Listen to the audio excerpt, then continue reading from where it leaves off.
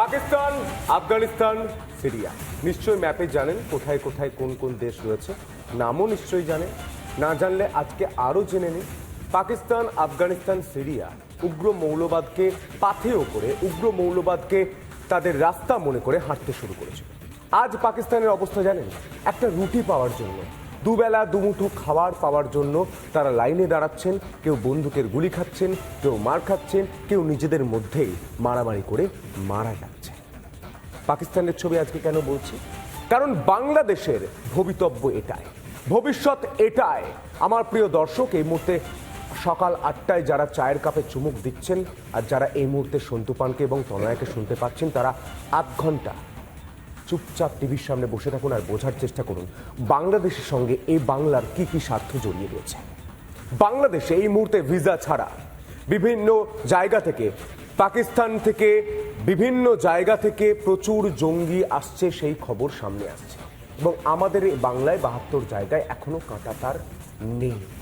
বাংলাটা কোন জায়গায় দাঁড়িয়ে আছে? এবং ভারত ছাড়া এই যে এত ভারত বিদ্বেষ, এই যে এত বিপ্লব দেখাচ্ছে এই ইউনূস আর উগ্র মৌলবাদী ছেলেরা, বলে রাখি ভাইয়েরা, এই বাংলা ছাড়া, এই ভারত ছাড়া তোমরা মৃত বাংলাদেশ। ইতিমধ্যে আমরা সেই ফল দেখতে পাচ্ছি। ইতিমধ্যে মূল্যবৃদ্ধি হচ্ছে, ইতিমধ্যে পাকিস্তানের পথে হাঁটতে হাঁটতে কার্যত পাকিস্তান হতে চলেছে এই বাংলাদেশ। কিন্তু তারপরেও কোনো হেলদোল নেই এই অন্তর্বর্তীকালীন সরকারের উপদেষ্টা নোবেল জয়ী। অর্থনীতিতে শুধু নয়, একই সঙ্গে আপনাদেরকে আরো ভালো করে জানিয়ে রাখি যে শান্তিতে নোবেল পেয়েছেন যিনি, সেই মোহাম্মদ ইউনূস। সব থেকে বড় বিষয় যে ভারতকে নিয়ে তাদের এত মাথা ব্যথা, সেই ভারতের কতটা অবদান বাংলাদেশের ওপর রয়েছে সেটা তারা মুছে ফেলতে চাইছেন। এবং সব থেকে বড় বিষয় সন্তু, এই লাগাতার কয়েকটা দিনের যদি আমরা প্রতিচ্ছবি দেখি তাহলে একটা বিষয় স্পষ্ট, ভারতের অবদান শুধু নয়, একই সঙ্গে মুজিবের ছবিটা পর্যন্ত তারা মুছে ফেলতে চাইছে।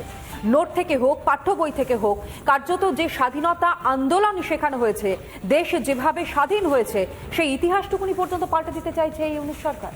বাড়িতে যেসব বয়োজ্যেষ্ঠ লোকজন রয়েছেন এই বাংলাদেশে যারা বিপ্লব করছে তনয়া, তারা নিশ্চয়ই গিয়ে জিজ্ঞাসা করবে, বাবা বাবা, দাদু দাদু, 1971 সালে কি হয়েছিল? মিষ্টি মিষ্টি করে একটু শুনে নিন। ইতিহাসটা কোনোদিন ভোলানো যায় না। ইতিহাস আপনারা ভুলতে পারেন, কিন্তু আপনাদের কি ভালো হবে? ভালো হচ্ছে, কিনতে হচ্ছে মাছের কাঁটা, মাছ কিনতে পারছে না। সবজি কাটা, সবজি কিনতে হচ্ছে।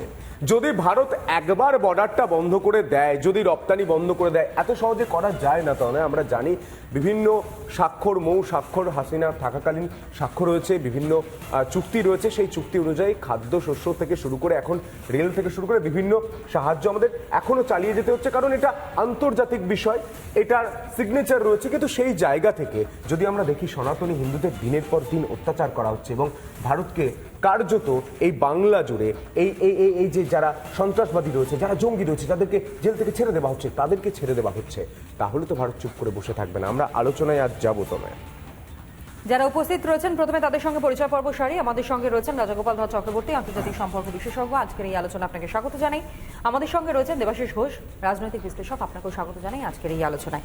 আমি রাজাগোপাল বাবু, আপনার কাছ থেকে প্রথমেই আজকের এই অনুষ্ঠান শুরু করতে চাইবো, তার কারণ আন্তর্জাতিক সম্পর্ক নিয়ে যখন আলোচনা উঠে আসে, যখন বাংলাদেশ এবং ভারতবর্ষের মধ্যে যে একটা আত্মিক সম্পর্ক বলবো আমি একটা কারণে, কারণ শুধুমাত্র 71 নয়, তার আগে থেকে ভারতের অংশ এবং সেখান থেকে সরে যাওয়া, তারপরেও তো আরো নদী দিয়ে প্রচুর জল বয়ে গিয়েছে।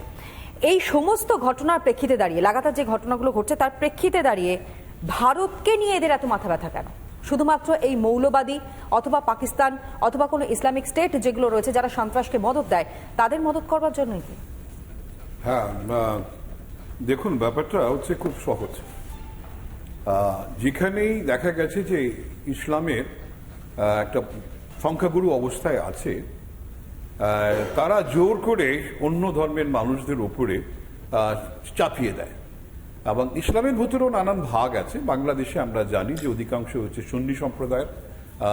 2022-এর সেন্সাস বলছে 91% সুন্নি, আর হচ্ছে 8% হিন্দু, আর বাদ বাকি 1%, তার মধ্যে আহমদিয়া, বাহাই, শিয়া, বুদ্ধ, রোমান ক্যাথলিক, যারা ভগবান বিশ্বাস করে, সবাই রয়ে গেছে। তো বোঝাই যাচ্ছে যে তাদের লক্ষ্য হচ্ছে যে একেবারে সংখ্যালঘুটাকে ক্রমশ কমিয়ে দেওয়া। আমরা আফগানিস্তান দেখেছি, সেখানে 150-200 জন মাত্র হিন্দু সেখানে আছে। আমরা যদিও 7 লক্ষ ছিল 71 সালে, আমরা দেখেছি পাকিস্তানে যখন তারা তৈরি হলো 15% ছিল, এখন 2% গিয়ে দাঁড়িয়েছে। এদের 8% আছে, এরা লক্ষ্য। এখন একটা সময় চলছে, কেউ কিছু বলবে না। 20শে জানুয়ারি পর্যন্ত আমেরিকা নীরব অবস্থায় রয়েছে, কেন ট্রানজিশন চলছে।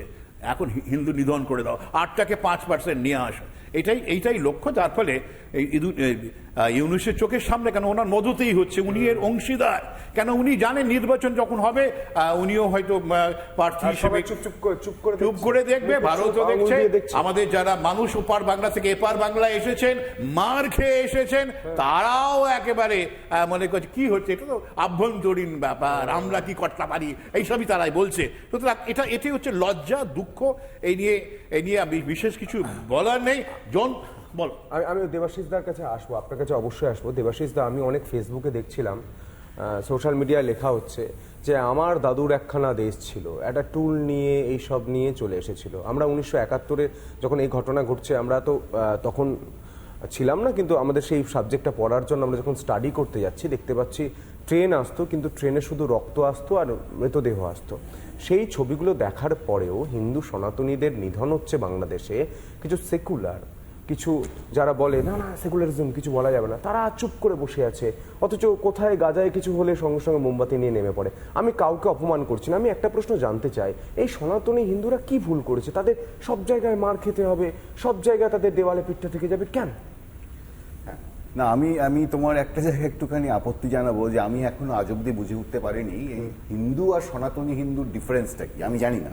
আমার বক্তব্য হচ্ছে যে কোনো মৌলবাদ, সেটা আমি হিন্দুদের নিয়ে যদি বলি সেটাও মানে বেশি বাড়াবাড়ি করি, সেটা একটা মৌলবাদ দাঁড়ায়, আর একটা মুসলিমদের নিয়ে যদি আমি করি সেটাও মৌলবাদ দাঁড়ায়। আসলে যেটা হচ্ছে যে বিভিন্ন জায়গায়, যেখানে যেটা রায়াবালা বলছিলেন, যে মৌলবাদ যখন মাথাচাড়া দেয় তখন এই জায়গাটায় দাঁড়ায়, এবং অবশ্যই তখন অন্য ধর্মাবলম্বী যারা আছেন তাদের উপর অত্যাচার নেমে আসে। আমি যদি খুব ভুল না করি, যে আজকে 7 ডিসেম্বর আমি বসে আছি, 6 ডিসেম্বর আমাদের এখানেও এরকম এক কিছু হয়েছিল, তখন আমরা বলেছিলাম যে এটা বাজে হচ্ছে। একই রকম ভাবে আজকে আমরা বলছি বাংলাদেশে হ্যাঁ বাংলাদেশের মতো মানুষ, বাংলাদেশের আমি বলছি যে বাড়িতে ঢুকে মহিলাকে মেরে দেওয়া হয়েছিল, ধর্ষণ করে দেওয়া হয়েছিল। আমি বলছি নিশ্চয়ই হয়নি, আমি বলতে চাইছি যে না, খারাপ জিনিস তো খারাপ হয়। আমার একটা হিস্টোরিক্যাল যে জিনিস আছে ধ্বংস করলাম, এবং তারপরে 1 মিনিট, তারপরে আমি সেটা নিয়ে মিছিল করছি করসেবকদের মৃত্যু, রক্ত ইত্যাদি বলে। করসেবক কারা? যারা এগুলো ভেঙেছিল। আজকে যারা মুজিবুর রহমানের মূর্তিগুলো ভাঙছে, বিভিন্ন বঙ্গবন্ধুর মুক্তি ভাঙছে, তারা তো একই কাজ করছে। মানে দুটোকে আমি যদি একই জায়গায় রাখি, ভুলটা কোথায়?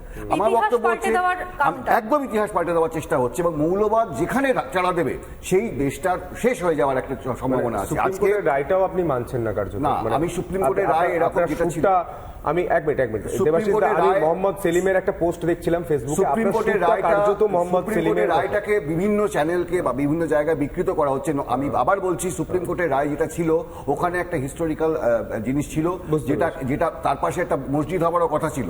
আজ কিন্তু আমরা সে কথাটা কোথাও উচ্চারণ বুঝতে পারছি, কিন্তু আমি বাংলাদেশে জানতে চাই, আমি বলছি ভারত না থাকলে 1971-এ বাংলাদেশ তো বাংলাদেশ হতো না, আরো কিন্তু সেখানে সনাতনী হিন্দুরাও লড়াই করেছিলেন, তারাও প্রাণ দিয়েছিলেন। আমি বলছি, আপনি কি হিন্দু শব্দটা উচ্চারণ করতে খারাপ লাগছে? না, একেবারে খারাপ লাগছে না, কিন্তু মানুষ শব্দটা আমি উচ্চারণ করতে পারছি, চাইছি ভারতবাসী শব্দটা আমি উচ্চারণ করতে চাইছি। আমি বলছি শুনুন, আমার কোনো আপত্তি, আমার অসম্ভব প্রতিবাদ রয়েছে যেটা করা হচ্ছে। খুব খারাপ লাগছে যে এটা কেন করছে, এবং আমি সেই জন্য ভয় পাচ্ছি যে মৌলবাদ যদি চালা দেয় এই জিনিসটাই হবে। আজকে ভারতের উপর বাংলাদেশ অনেকভাবে নির্ভরশীল সন্তু, আমদানি থেকে শুরু করে, মানে বাংলাদেশের আমদানি থেকে শুরু করে সমস্ত কিছু। আমরা যদি চাল না পাঠাই, আমরা যদি পেঁয়াজ না পাঠাই, আমরা যদি ওষুধ না পাঠাই, বাংলাদেশের খুব খারাপ অবস্থা হবে, অর্থনীতি ভেঙে পড়ে যাবে। আমি তোমাকে সেই তথ্যগুলো যদি পরবর্তীকালে হয় সেটাও দিচ্ছি। আমি বলছি এখানে ভারত সরকার ডেফিনেটলি কোনো সিদ্ধান্ত নেবেন বা নিতে হবে, কারণ কোনো জায়গায় আমাদের যদি এরকম হয় সেটাতে এই আলোচনা যখন আসছে দেবাশিস বাবু, আমরা সাধারণ মৌলবাদী যারা রয়েছে, কট্টর ভাবনা চিন্তা নিয়ে চলছে, তাদের মধ্যে হয়তো শিক্ষার অভাব থাকলেও থাকতে পারে, এটা হয়তো থাকতে পারে, যে কারণের জন্য তারা ভালোকে ভালো বুঝতে পারছেন না, মন্দকে মন্দ সেটাও বুঝতে পারছেন না। কিন্তু আমার কাছে প্রশ্ন হচ্ছে যে উপদেষ্টাতে যিনি রয়েছেন, যিনি প্রধান হিসেবে রয়েছেন, তিনিও কি কিছু বুঝতে পারছেন না? তাহলে এমনি এমনি তাকে নোবেল দিয়ে দেওয়া হলো?